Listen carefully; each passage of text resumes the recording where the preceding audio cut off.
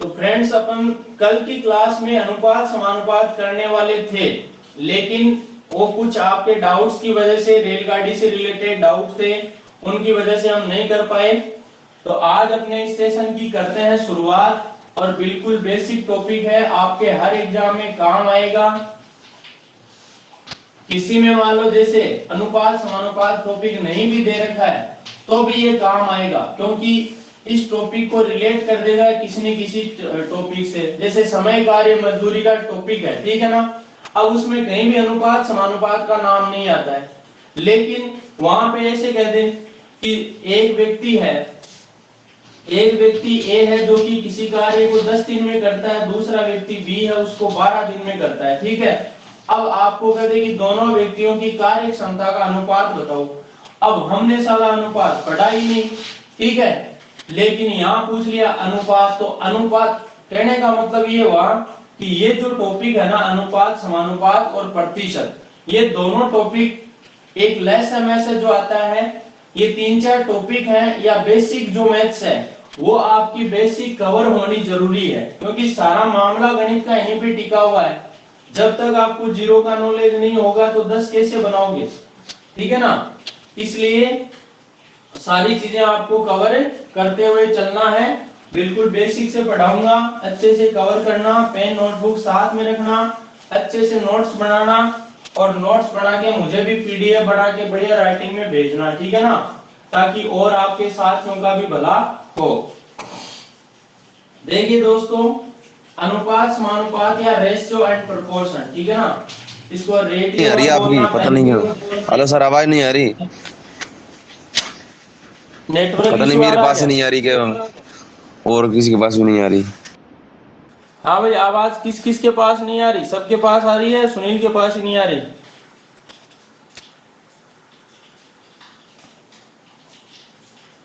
अब आ रही है आवाज सभी के पास?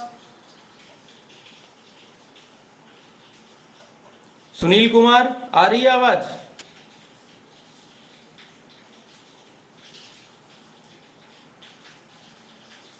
Okay.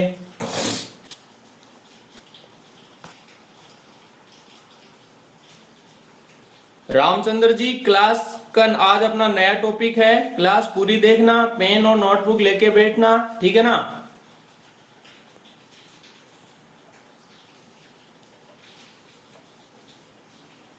Ratio and proportion.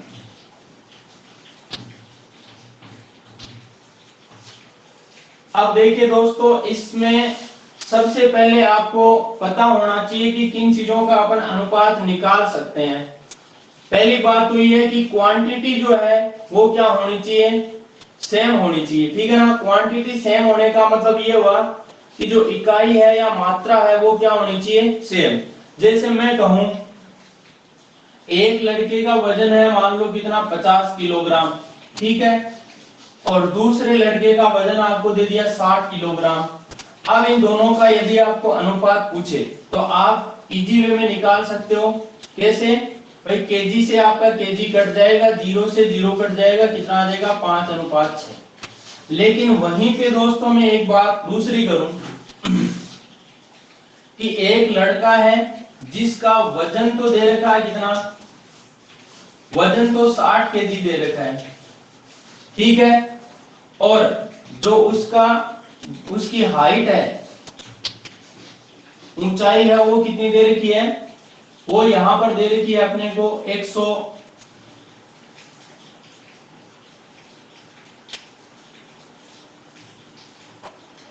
160 centimetre दे रखी है।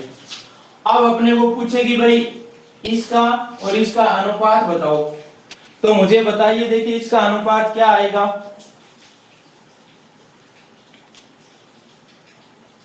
बेसिक सी बात है ये, जल्दी बताओ, देखिए काट पीट करके।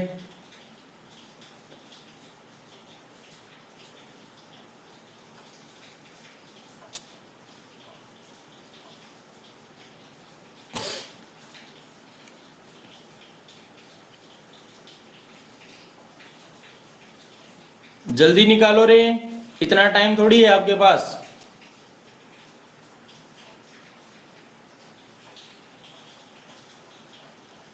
क्या हुआ, काट पीट नहीं हुई क्या?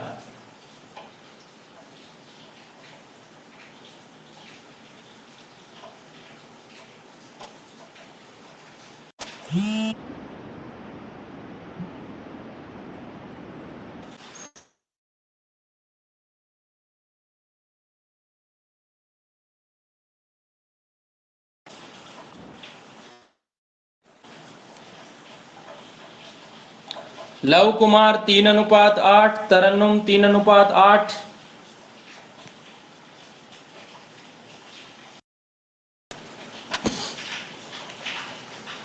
लेकिन दोस्तों अब देखिए, मैं यही जानना चाह रहा था कि आप क्या निकालते हो। यहां पर आपने क्या किया, 0 से 0 काटा, 2 के फाड़े से 3 बार, 2 के फाड़े से 8 बार, आपने उत्तर दे दिया 3:8। ऑप्शन में भी आएगा, ऑप्शन में भी ये उत्तर आएगा। और आप उसको धमाकेदार तरीके से इसे गोला काला करके, और बाप रे मेरा तो सही है, इसे कोई रोक ही नहीं सकता, है ना। लेकिन मेरे दोस्त, ये क्या है, मामला गलत है। क्यों है, इस बात को समझो। देखो यहां पर मैंने एक ही चीज बताई कि क्वांटिटी है वो क्या होनी चाहिए, सेम होनी चाहिए, या फिर बदलने वाला मामला होना चाहिए। क्या आप कभी किलोग्राम को सेंटीमीटर में बदल सकते हो क्या? अरे भाई, किलोग्राम को सेंटीमीटर में कभी बदल सकते हो क्या? या फिर सेंटीमीटर को किलोग्राम में आप बदल सकते हो? क्योंकि ये तो वजन है और ये लंबाई है, तो लंबाई कभी भी वजन में नहीं बदलेगी, ठीक है ना। इसलिए ये एक दूसरे से कभी कटेंगे नहीं, और ये कटेंगे नहीं तो कभी भी अनुपात निकलेगा नहीं। ये ध्यान रखना कि इनका अनुपात है वो हम नहीं निकाल सकते। ये 3:8 इसको हम नहीं कह सकते। मेरी बात समझ में आई कि नहीं आई आप लोगों के? ये बेसिक सी बात है, एग्जाम में, बड़े बड़े एग्जाम्स में पूछी जाती है। सवाल दिखने में आसान दिखता है और हम कर भी देते हैं कि भाई अरे यार इतना सरल सवाल है, और सवाल सरल ही है, बस मेन बात ये है कि कॉन्सेप्ट क्या है इसका। वो कॉन्सेप्ट जब तक समझ में नहीं आएगा तब तक आप सवाल को गलत करके आ जाओगे। अब यहीं पे दोस्तों ये सवाल है, ये सवाल मान लो ऐसे ना हो के ऐसे होता कि एक व्यक्ति की हाइट दे दी आपको कितनी, ठीक है, एक व्यक्ति की हाइट दे दी आपको 5 फीट, और दूसरे व्यक्ति की हाइट आपको दे दी कितनी, दूसरे व्यक्ति की हाइट दे दी आपको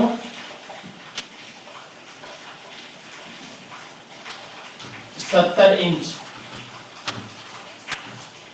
ठीक है। दूसरे व्यक्ति की हाइट दे दी 70 इंच, पहले व्यक्ति की हाइट 5 फीट। अब इसका अनुपात निकालो, देखें।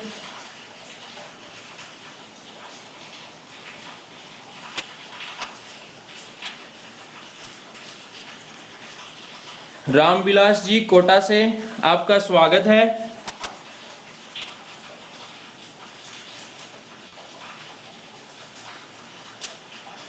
आज का अपना नया टॉपिक है ये अनुपात और समानुपात।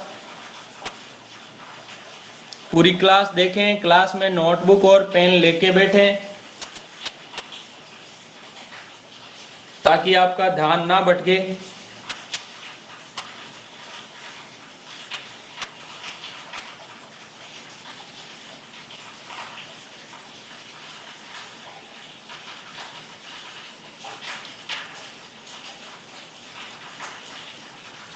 क्या दोस्तों आंसर आया क्या इसका?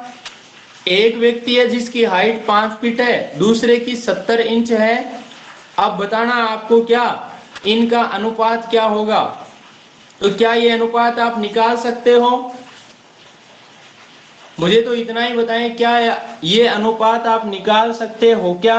यदि निकाल सकते हो तो यस कमेंट करें, और नहीं तो नो करें।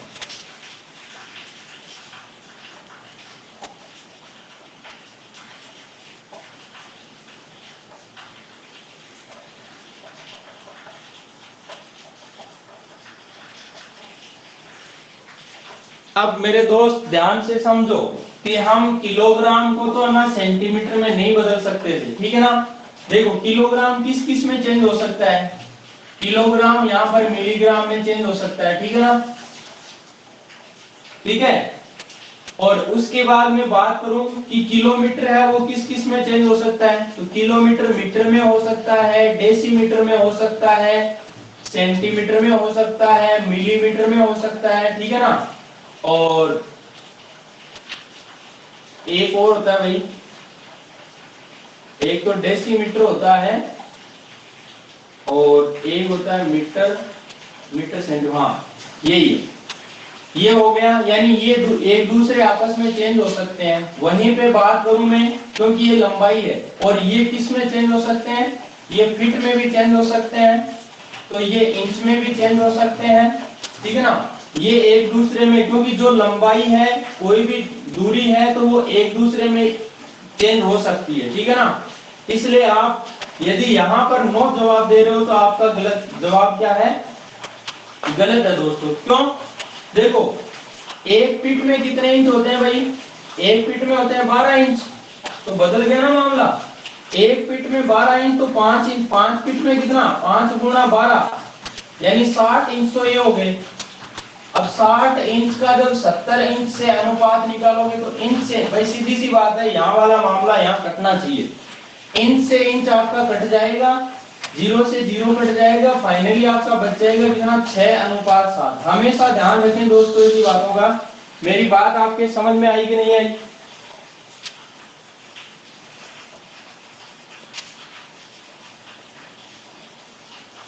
रामचंद्र जी, तरन्नुम, मोनिका, बात समझ में आई क्या मेरी। Ramvilas ji good morning.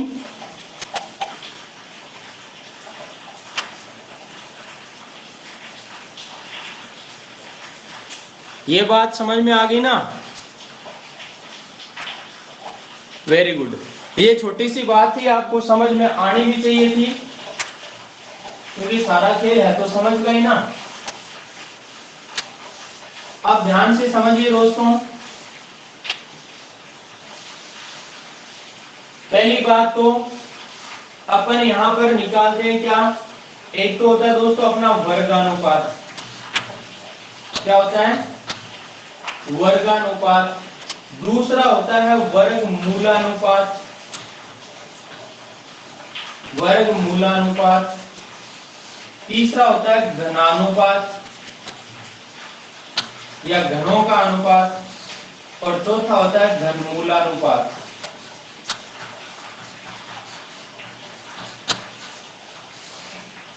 तो यहां पर ये 4 तरीके के क्वेश्चन बनेंगे। और एक होता है जटिल अनुपात, जटिल या फिर मिश्रानुपात, जटिल अनुपात या मिश्रानुपात। ये ध्यान में रखना दोस्तों, मेरी बातों को दिमाग में उतार के रखना, दिल से निकालना मत, ठीक है।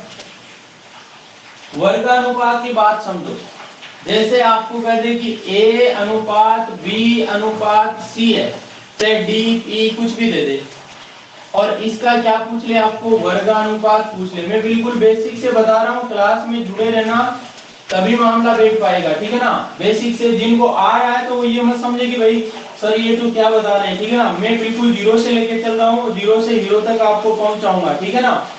ये A अनुपात B अनुपात C है, जिसका आपको यदि वर्गानुपात पूछ ले या स्क्वायर रेशियो पूछ ले तो दोस्तों सीधी सी बात है, वर्गानुपात, वर्ग क्या होता है, किसी भी संख्या को उसी संख्या से गुणा करना। मतलब A अनुपात B अनुपात C है, इसका वर्गानुपात पूछे तो क्या कर दो, A स्क्वायर अनुपात B स्क्वायर अनुपात C स्क्वायर, बस स्क्वायर कर दो। एग्जाम्पल लूं तो यहाँ पर आपको कह दे कि 2 अनुपात 5 अनुपात 7 का आपको वर्गानुपात बताना है, तो क्या करना है, 2 का स्क्वायर कर दो, अनुपात 5 का स्क्वायर कर दो, अनुपात 7 का स्क्वायर कर दो। तो 2 का स्क्वायर 4, 5 का 25 और 7 का 49, ठीक है ना। ये मामला बैठेगा। इसका उल्टा है वर्गमूलानुपात। जैसे मैं कहूं P अनुपात Q अनुपात R का वर्गमूलानुपात बताओ, ठीक है ना। वर्गमूलानुपात में क्या होगा, वर्गमूल कर दो भाई, P का रूट कर दो, यहाँ अनुपात Q का रूट कर दो, अनुपात R का रूट कर दो। एग्जाम्पल के तौर पे मैं कहूं कि 49 अनुपात 81 का वर्गमूलानुपात बताओ। तो क्या करोगे आप, 49 का रूट कर दोगे, अनुपात 81 का रूट कर दोगे, तो 49 का 7 आ जाएगा, 81 का 9 आ जाएगा, ये 7 अनुपात 9 आ जाएगा, ठीक है ना। वर्गानुपात और वर्गमूलानुपात बिल्कुल एक दूसरे के उल्टे हैं, ठीक है ना। उसके बाद है कि घनानुपात, घन वाली बात करें, जैसे कहे ए बी सी का घनानुपात बताइए, क्या करोगे भाई, ए का घन कर दो, बी का घन कर दो और सी का घन कर दो।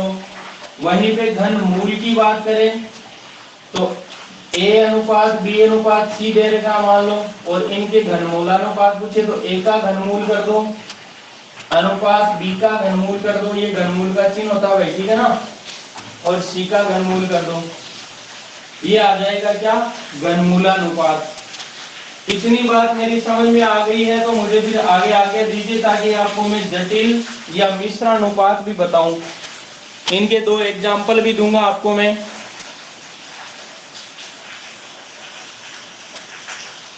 हाँ भाई, समझ में आ गई क्या मेरी बात।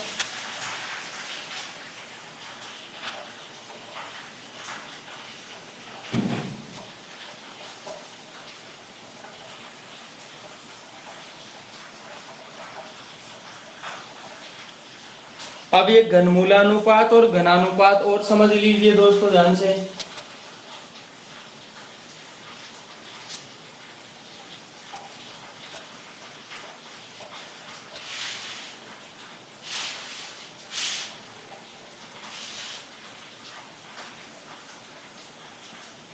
देखिए भाई,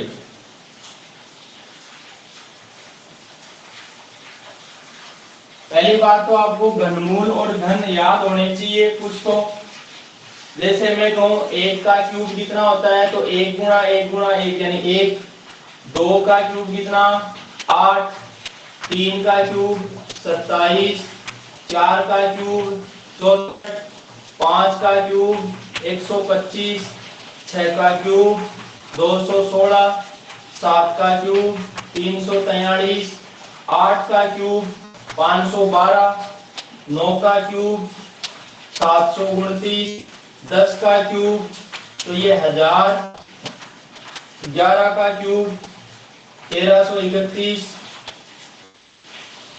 12 का क्यूब हो गया 1728, ठीक है। 13 का क्यूब हो गया 2197। 14 का क्यूब हो गया 2744। 15 का 3375। 16 का 4096। 17 का 4913। 18 का 5832 और 19 का 6859। 20 का 8000। इसके बाद 21 का 9261, ठीक है ना। 22 का हो गया आपका 12167। 23 का हो गया, क्या बोलते हैं,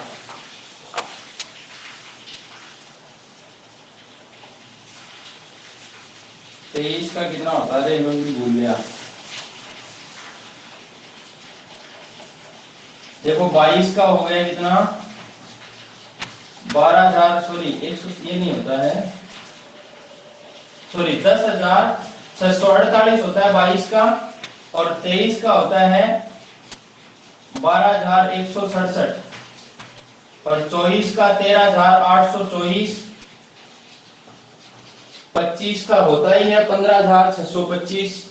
ये देखो, ये छोटी सी बात थी, और इनके वर्ग निकालने, सॉरी क्यूब निकालने की और घनमूल निकालने की जो ट्रिक थी, वो आपको मैं एक क्लास रिकॉर्डेड पड़ी है, इसमें वो देख लेना दोस्तों, आपके अच्छे से कवर होगा मामला, ठीक है ना। उसमें ट्रिक्स लिखा हुआ है मेरा, और शायद नंबर सीरीज की दे रखी है, नंबर सीरीज, और उसमें स्क्वायर और क्यूब की ट्रिक्स भी दे रखी है, ठीक है ना। उसको अपडेट कर दूंगा, यदि नहीं दे रखा तो उसमें अपडेट कर दूंगा, ठीक है।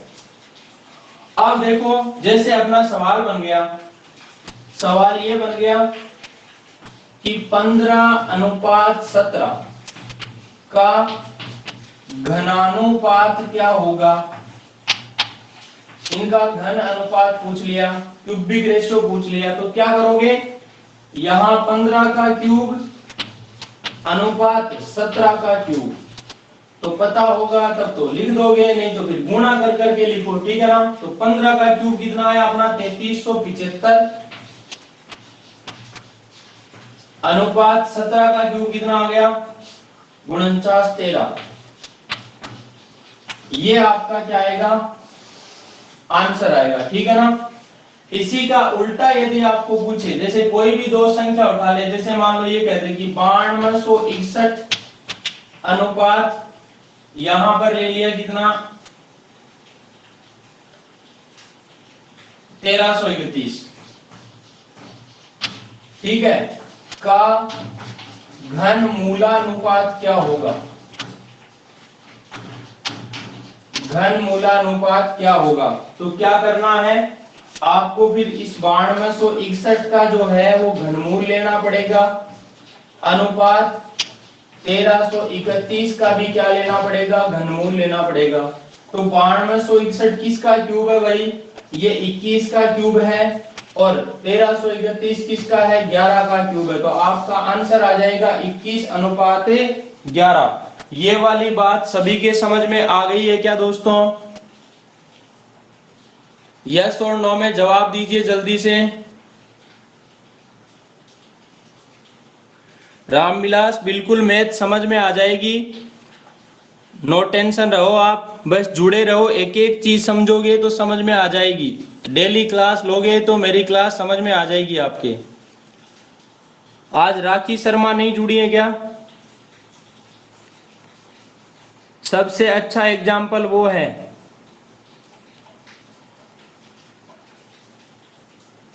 जब वो आई थी तो एक ही बात बोली थी कि सर मेरा हमेशा रीट में जो है मैथ्स की वजह से सिलेक्शन रुक जाता है, और मैंने यही कहा था यदि आप जुड़े रहोगे और बढ़िया से तैयारी करोगे तो मैथ्स की वजह से सिलेक्शन आपका रुकने वाला नहीं है। आज मेरे बहुत सारे स्टूडेंट्स हैं जो कि रीट में भी लगे हुए हैं। एक तो अभी भी बात कल परसों में बात की थी, जालोर में ड्यूटी है उसकी, रीट में 2017 में लगा था वो। आर्मी में भी बहुत सारे स्टूडेंट्स हैं, दिल्ली पुलिस में एसआई भी है, और जिस पोस्ट पे मैं हूं उसी पोस्ट पे मेरी स्टूडेंट है अजमेर आरपीएससी में एलडीसी। तो एग्जाम्पल बहुत हैं, और वो ऐसे ऐसे एग्जाम्पल हैं जिनको मैथ्स बिल्कुल आती ही नहीं थी, क्योंकि रियल बात ये मैथ्स किसी को नहीं आती है, मैथ्स उसी को आती है जो रेगुलर उस पर बना रहता है, प्रैक्टिस में रहता है। और यदि आप भी बने रहोगे तो आपको कोई रोकने वाला नहीं है मैथ्स में।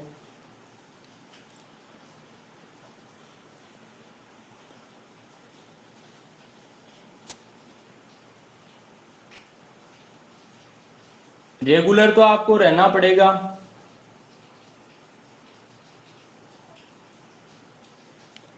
बिना रेगुलर रहे आपका कोई चारा नहीं है भाई।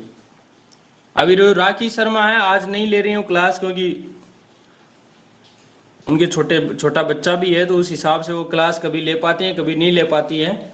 बाकी वो प्रैक्टिस मेरी क्लास हमेशा देखती हैं, और उनकी मैथ्स लगभग मतलब रीड की तो कवर हो चुकी है, और उससे ज्यादा भी वो डेली क्लास और अपडेट कर रही है मतलब।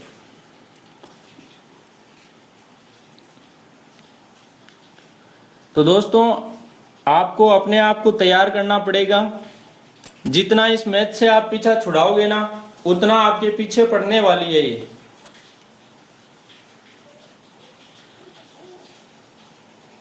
ये स्टूडेंट देखो, अभी ये मोनिका बैरागी है, ये भी आपके सामने एग्जाम्पल है।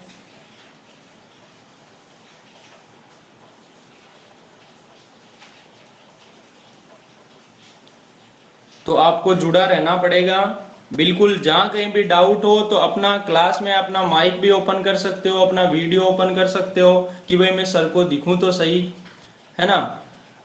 और एक चीज और बताऊं दोस्तों आपको, एक स्पेशल, आप जो अपनी इस टीचमेंट पे प्रोफाइल है ना उसको अपडेट कर सकते हो। प्रोफाइल पे अपनी फोटो लगा सकते हो, जैसे ऊपर नाम दिख रहा है ना राजेश रामचंद्र, तो अपनी फोटो भी लगा सकते हो आप। अच्छा लगेगा, फोटो भी लगाएं आप, अपडेट करें उसको।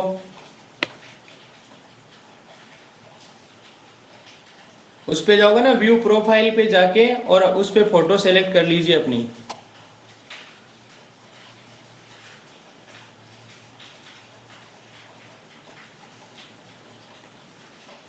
चलिए दोस्तों फिर आगे बढ़ते हैं। ये तो हुई बात घनमूलानुपात या घनानुपात की, वर्गमूलानुपात वर्गानुपात की कवर हो चुकी है शायद, ठीक है ना। और ये वर्ग वर्गमूल घन घनमूल आप 20-50 तक याद कर लेना ताकि आपके थोड़ी सी आसानी रहे। मेरी पीछे वाली एक रिकॉर्डेड क्लास है उसको देख लेना, मैं आज उसका लिंक डाल दूंगा आपके, या तो स्टडी मटेरियल पे मैं यूट्यूब के थ्रू अपलोड कर दूंगा, उसको देख लेना, ठीक है ना भाई। अब देखिए दोस्तों जटिल अनुपात, जटिलानुपात, जटिल प्लस अनुपात, ठीक है ना, या मिश्रानुपात। अब इसमें क्या होता है देखिए, जैसे आपको यूं कह दिया, क्वेश्चन ये दे दिया ए अनुपात बी कोमा बी अनुपात सी, सॉरी सी अनुपात डी कोमा ई अनुपात एफ का जटिल अनुपात क्या होगा, जटिलानुपात या मिश्रानुपात क्या होगा। तो आपको कुछ भी नहीं करना, देखो यहां इनको रख देना है ए अनुपात बी, नीचे रख दिया सी अनुपात डी, फिर इसके नीचे रख दिया ई अनुपात एफ, और मान लो एक अनुपात और आगे जैसे ए अनुपात बी अनुपात एफ, मान लो जी हो, इस तरीके से हो तो कोई दिक्कत नहीं। आप तो बस 2 है तो 2 के नीचे, 3 है तो 3 के नीचे, इस तरीके से रखते जाओ। करना क्या है, इनको गुणा कर देना है, यानी पहला पद है वो पहले पद से गुणा, दूसरा पद दूसरे पद से गुणा, तीसरा पद तीसरे पद से गुणा, चौथा पद चौथे पद से गुणा। तो ये क्या आ जाएगा, ए गुणा सी गुणा ई अनुपात बी गुणा डी गुणा एफ, ये आ जाएगा क्या आपका जटिल या फिर मिश्रानुपात आ जाएगा, ठीक है ना दोस्तों। ये बिल्कुल सीधा सा सवाल है, हो सकता है एग्जाम में डायरेक्ट ही टपक जाए ऐसा सवाल कि भाई इसका जटिलानुपात या मिश्रानुपात क्या होगा, तो आप डायरेक्ट लिख दो पहले पदों का गुणा कर दो अनुपात दूसरे पदों का गुणा कर दो, ठीक है ना। एग्जाम्पल देता हूं आपको एक दूसरा, 2:3 कोमा 1:4 तथा 7:5 का जटिलानुपात या मिश्रानुपात क्या होगा। इसका जवाब आप दीजिए मुझे जल्दी से, सुपर फास्ट बन जाइए थोड़ा सा।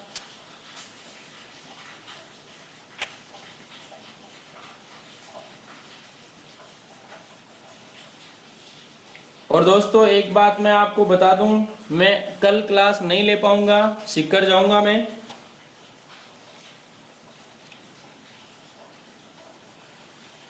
कल या परसों 2 दिन क्लास आपकी नहीं हो पाएंगी, आते ही आपको नोटिस बोर्ड पे सूचना डाल दूंगा मैं, ठीक है ना।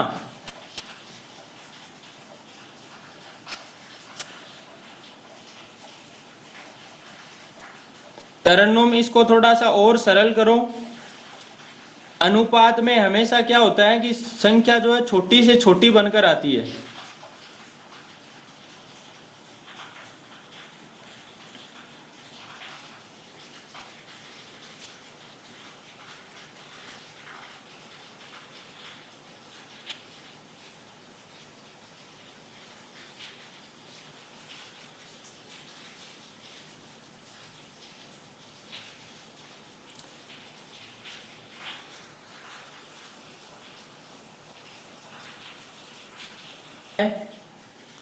तो मिलान कर लीजिए। देखिए यहाँ पर इनका यदि हमें जटिल अनुपात या मिश्र अनुपात बताना है तो पहले देखो 2:3 लिखो, इसके नीचे 1:4 लिख दिया, फिर 7:5 लिख दिया। क्या करना है, इनको गुणा कर देना है। 7 को 2 से गुणा किया 14 आ गया, और इधर 5 को 4 से 20, 20 किया 60। तो मेरे स्टूडेंट्स ने क्या किया, 14:60 क्या है जवाब दिया, लेकिन ये अनुपात नहीं है, ये यहाँ पर क्या है, उसका अनुपात का जो गुणज है अभी वो मिल रहा है हमें, ठीक है ना। तो यहाँ पर इनको काट दीजिए, जितना छोटा हो सकता है उतना पहले छोटा करें, वही आपका क्या है, अनुपात है, ठीक है ना। यानी इन दोनों में कॉमन कुछ भी नहीं बचना चाहिए। 2 के पढ़े से 7 बार कट जाएगा, ये 2 के पढ़े से 30 बार कट जाएगा, ठीक है ना। तो यहाँ पर और नहीं कटने वाला, तो आपका आंसर आ जाएगा 7:30। ये जवाब जिनका आया है बिल्कुल करेक्ट आंसर है। अब दोस्तों हम आगे चलते हैं, अगले सवालों की ओर बढ़ते हैं। एक होता है आपका सरल अनुपात। कौन सा अनुपात है, सरल अनुपात।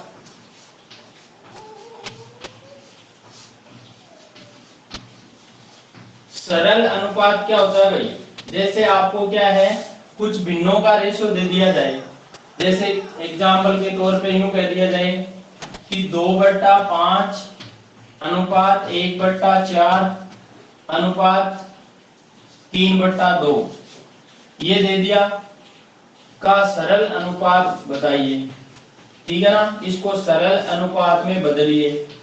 तो सरल अनुपात में आप कैसे बदलोगे, वो बात समझनी है आपको, ठीक है ना। तो दोस्तों सबसे पहली बात ये है कि सरल कैसे होगा, जब ये नीचे वाले मान हट जाएंगे तभी सरल हो पाएगा, ठीक है ना।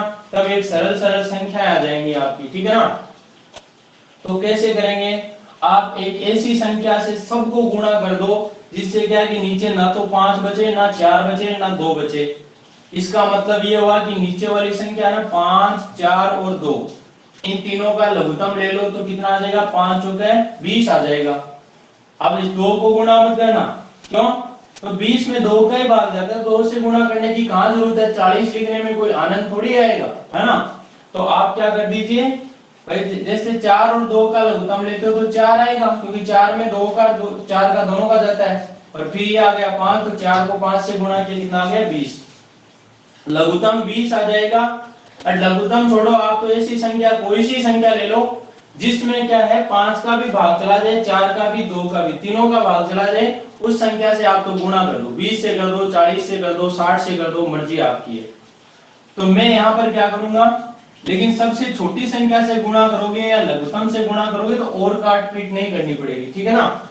2/5 है, इसको भी मैंने 20 से गुणा कर दिया, अनुपात 1/4 को भी 20 से गुणा कर दिया, अनुपात 3/2 को भी किससे गुणा कर दिया, 20 से गुणा कर दिया। फायदा क्या हुआ, 5 से 20 कट गया 4 बार, 4 से 20 कट गया 5 बार, 2 से 20 कट गया 10 बार, नीचे का मामला खत्म।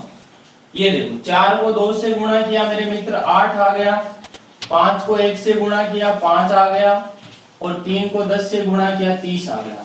तो ये आपका सरल अनुपात आ चुका है।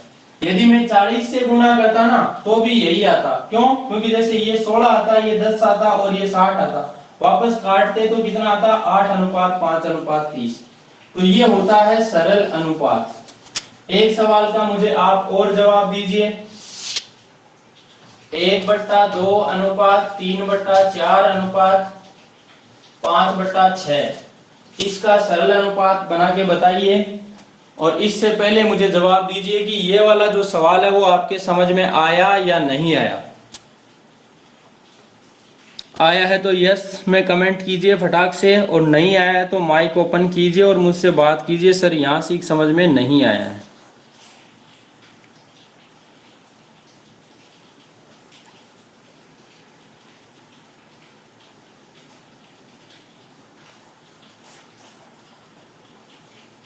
तरन्नुम का जवाब आया, बाकी किसी का भी जवाब नहीं आया।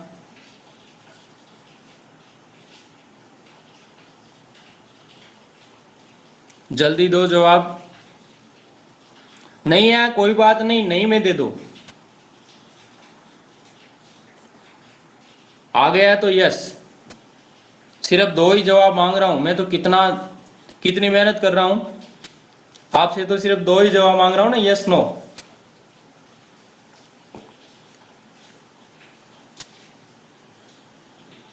हाँ, अब रामचंद्र जी अपना माइक ओपन कीजिए और मुझे ये बताइए कि आपके क्या बात समझ में नहीं आई, बाकी तो सबके आ गया है। अरे दोबारा बताओ।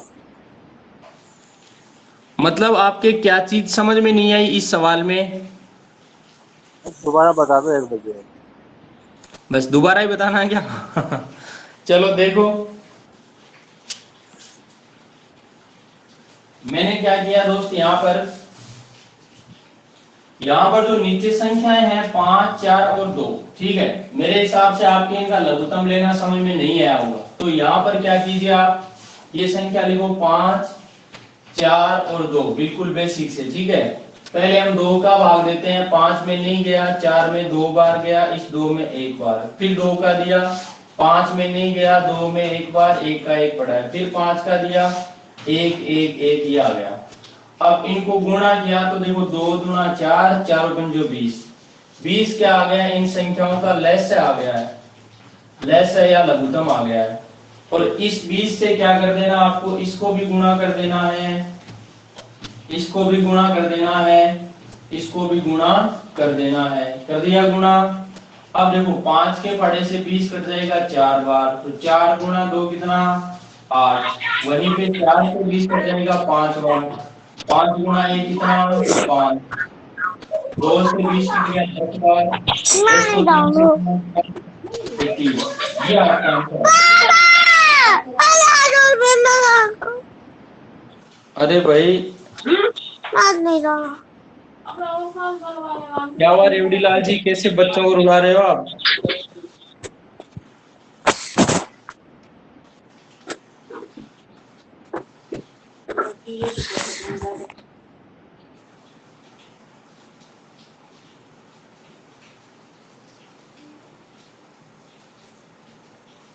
हाँ रामचंद्र जी, समझ में आ गया ना अब तो?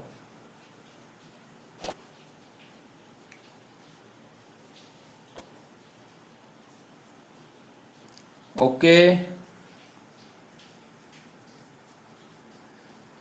दूसरे सवाल का जवाब दे रहे हैं सुनील कुमार 6:3:2, नेहा मीना 6:9:10, आरची 6:9:10, नहीं सर, वो दूसरा लव वाला कमल सर, दूसरा वाला मैंने कर दिया। है। दोबारा दिया था सर मैंने जवाब, टाइप हो गया था वो गलती से। अच्छा अच्छा, चलिए ठीक है, कोई बात नहीं। अब देखो इस सवाल का जवाब बिल्कुल वही तरीका है, 2, 4 और 6 का लघुत्तम लोगे। तो देखो आप सीधा सा देखिए रे, यहाँ पर क्या है, जो संख्या बड़ी वाली संख्या ना उसका पाड़ा बोलो आप। तो 6 का पाड़ा एक बार बोला, अब 6 में ना तो 4 का जाता, 2 का जाता है, 6 का जाता है, लेकिन 4 का नहीं गया।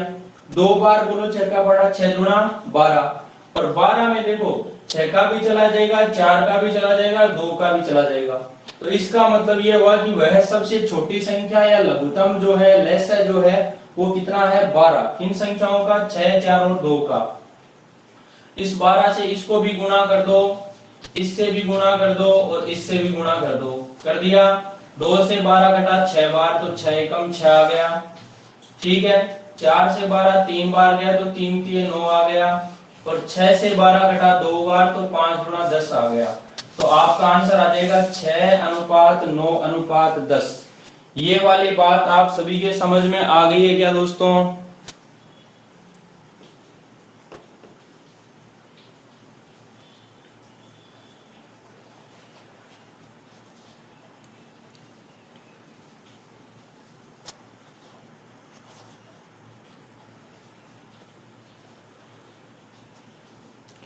आ गई है तो फिर चलते हैं आगे तारों के शहर में। आजकल कुलदीप क्लास कैसे नहीं ले रहा भाई? वो क्या खुद भी पढ़ाता है, तो शायद वो सुबह क्लास लेता है मेरे हिसाब से।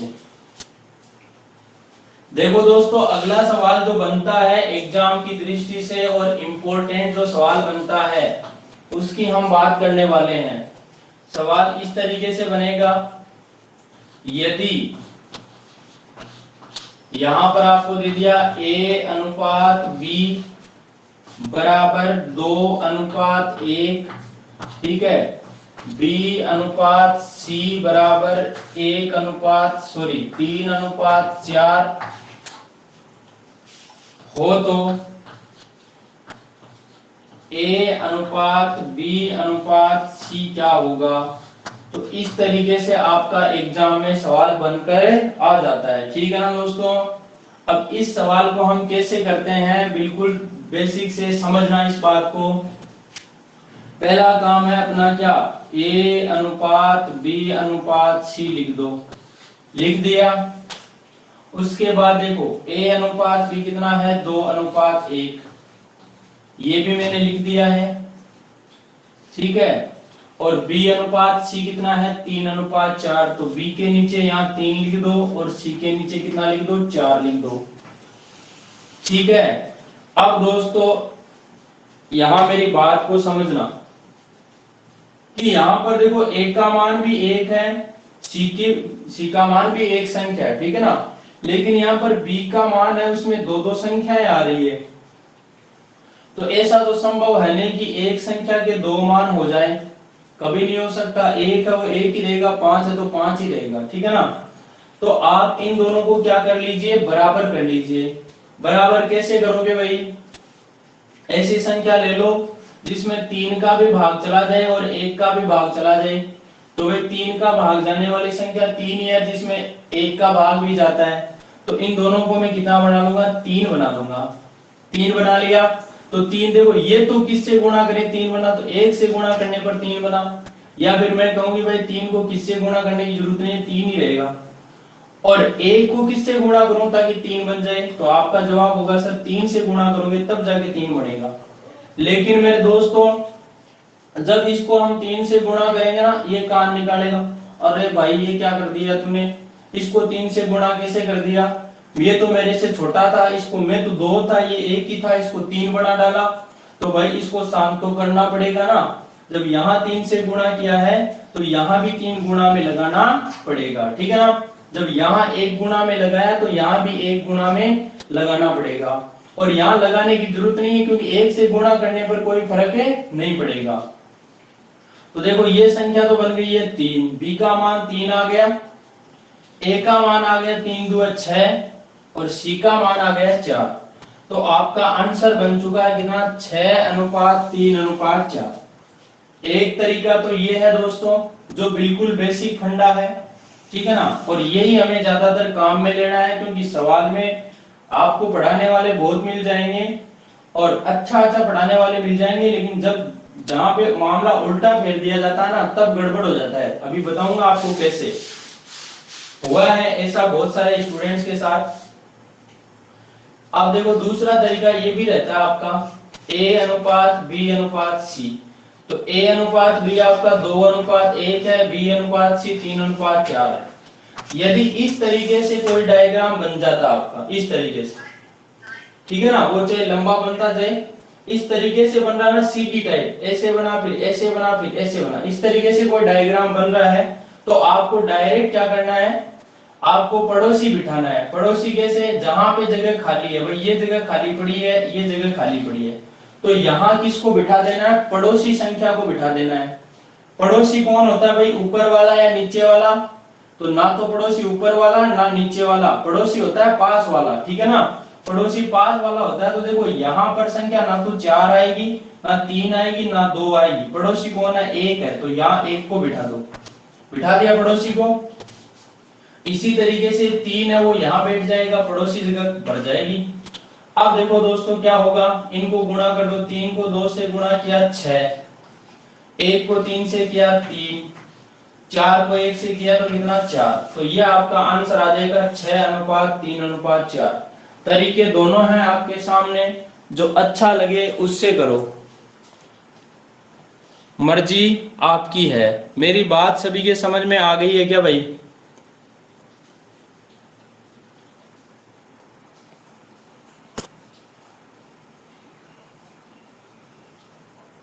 ये वाली बात सभी के समझ में आ गई है क्या।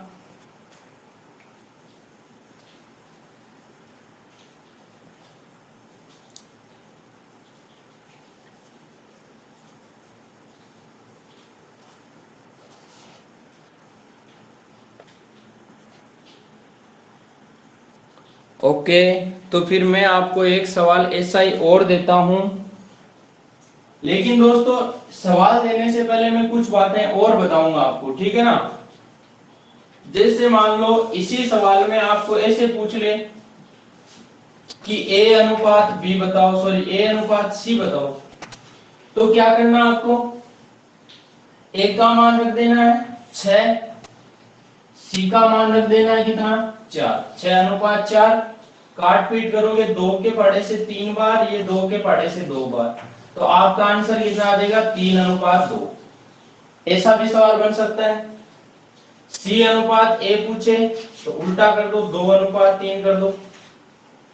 वहीं पे सवाल ऐसे भी तो बन सकता है, आपको कह दे कि ए प्लस सी अनुपात बी प्लस सी बताओ कितना होगा, ठीक है ना। तो आपको क्या करना है, देखो इसको सीधा मत जोड़ देना, एक आप ए में सी जोड़ दो, नहीं 2 में 4 जोड़ा 6, ऐसे मत करना।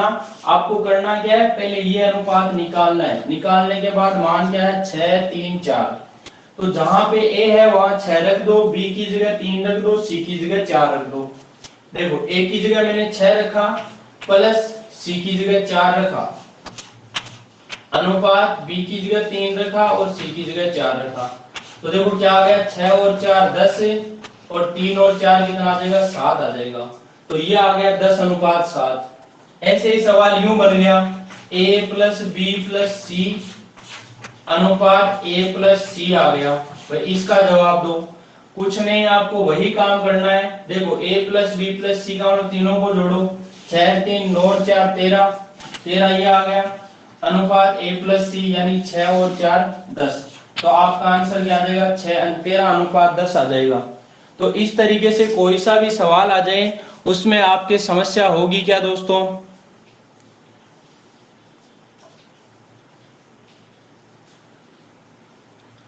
अरे समझ में आ गया ना सौदा, समस्या नहीं होगी ना।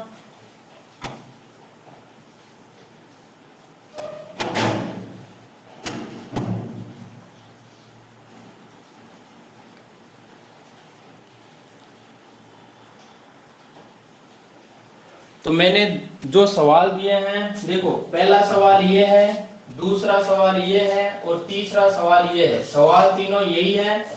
और यहाँ पर संख्या चेंज कर रहा हूं मैं, यहाँ पर लिख रहा हूं 3:4 और यहाँ लिख रहा हूं मैं 2:3।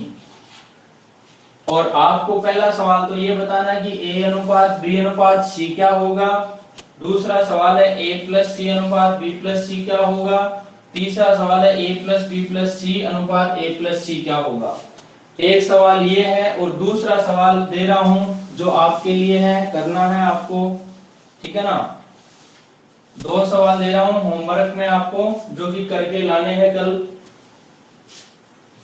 दूसरा सवाल ये है कि a plus B, sorry a अनुपात b बराबर दे दिया आपको 2:3 तथा a अनुपात c बराबर दे दिया आपको 1:4।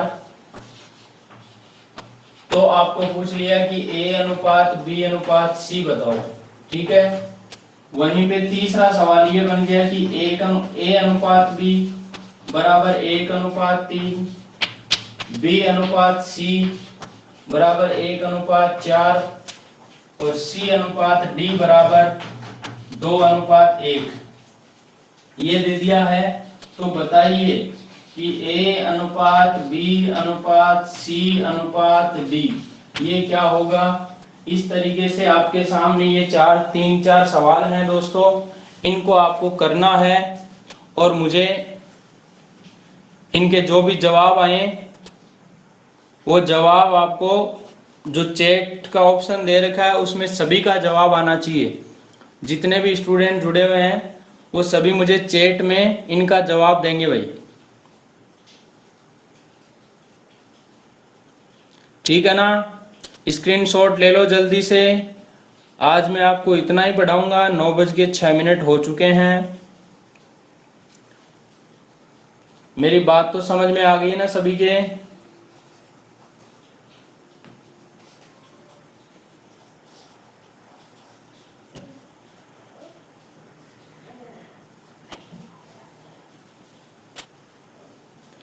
ओके दोस्तों,